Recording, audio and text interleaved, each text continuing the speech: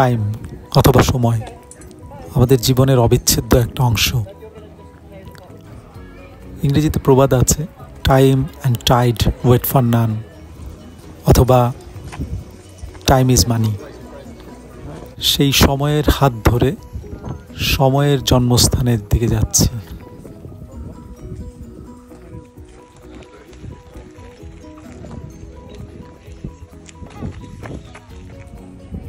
Hello, আমরা এখন আছি 350 বছর আগের পুরানো রয়্যাল অবজারভেটরি গ্রিনিচে, যেখান থেকে সময়ের মানদণ্ড ঠিক করা হয়। আমরা এটা পুরো ঘুরে দেখব আজকে। হলো জেনারেল জেমস উলফ স্ট্যাচু, যেটা কানাডিয়ান জনগণদের জন্য উপহার স্বরূপ ব্রিটিশ গভর্নমেন্ট তৈরি করেন 1930 সালে।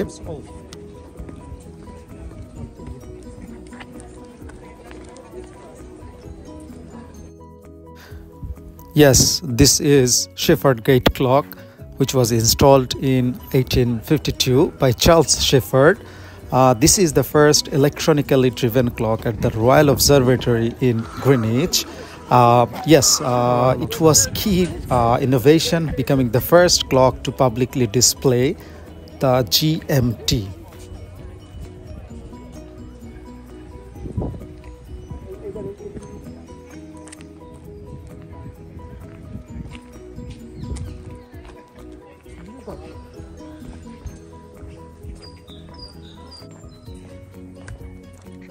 আমরা দুজন আসছি, আমার কাজিন। তো দুইটা টিকিটের দাম 48 পাউন্ডস। তো টিকিট কাটার পরে জানতে পারলাম যে একটা কিনলে পরবর্তীতে নাকি একটা দিয়ে আবার আসা যায়। তো এটা দেখে আমার বড় খালুজানের কথা মনে পড়লো যে জায়গায় 24 পাউন্ড লস। সবাই এনজয় করবেন আশা করি।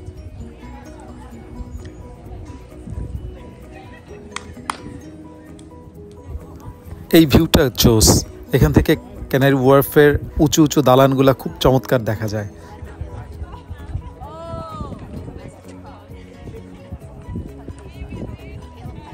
এটা হলো ফ্ল্যামস্টিডের মতো বিখ্যাত অ্যাস্ট্রোনমার্সদের গবেষণাগার।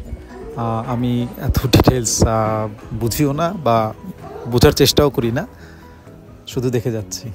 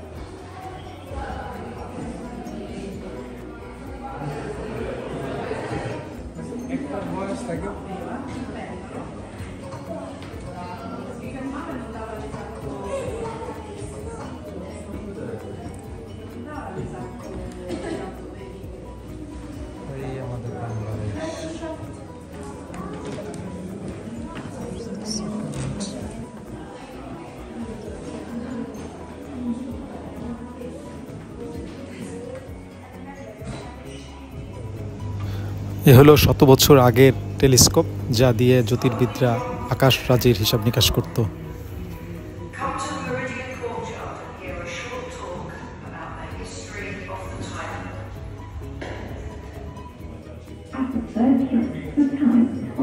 এটা হলো গ্লোবাল পজিশনিং সিস্টেম আর জিপিএস রিসিভার এর কাল বিবর্তন। না, এটা সানডায়াল। Meridian line.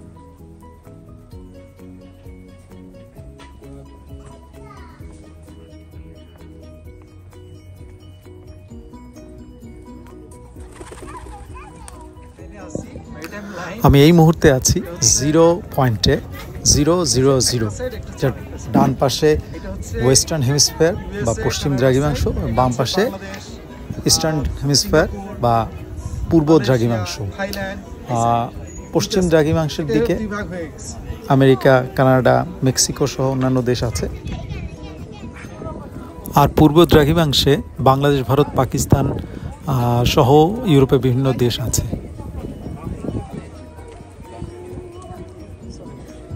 আমরা কয়েক সেকেন্ডে পৃথিবীটা ভ্রমণ করে ফেলি। ফিনল্যান্ড থেকে শুরু করলাম,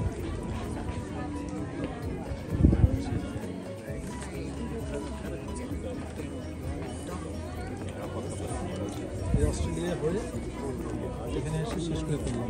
পুরো পৃথিবী ভ্রমণ হয়ে গেছে।